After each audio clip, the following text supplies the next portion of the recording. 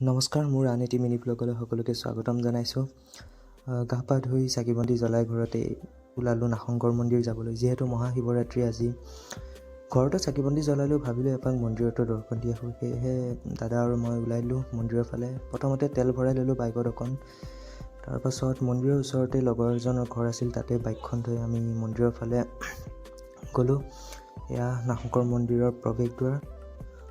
হাইৱেৰ পৰা মানে মন্দিৰলৈ আপোনাৰ যাবলৈ 0.5 কিলোমিটাৰমান লাগে। সেয়েহে আমিও খোজকাঢ়ি গৈ আছোঁ আৰু ইপিনে মানুহ লাহে লাহে আহিব ধৰিছে। আমি সোনকালে আহিছিলোঁ যিহেতু, সেইকাৰণে মানুহ ইমান এটা হোৱা নাছিল।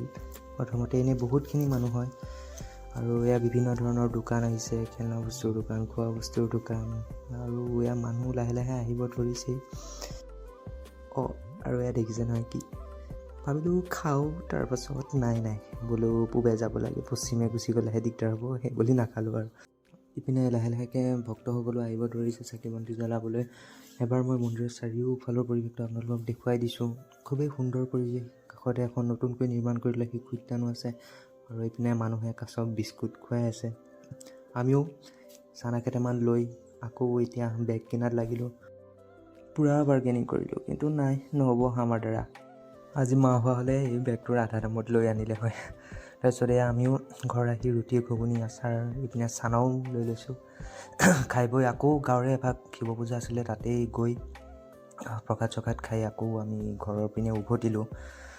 তাৰপিছত এয়া আমাৰ মা কিবা কিবি কৈ আছিলে মোক। তাৰপিছত সন্ধিয়াকৈ আকৌ এবাৰ আমি ওলাই গ'লোঁ লগৰ এজনৰ দোকানত, তাতো তেওঁলোকে প্ৰসাদ দিছিল। প্ৰসাদ চসাদ খাই আহি আকৌ সন্ধিয়া ঘৰৰ ওচৰতে হৈ থকা শিৱ পূজা ভাগলৈ মাৰ লগত চাকি জ্বলাবলৈ আহিলোঁ। তাতে আগতে চেণ্ডেল খুলি ল'ব লাগিব নহয়।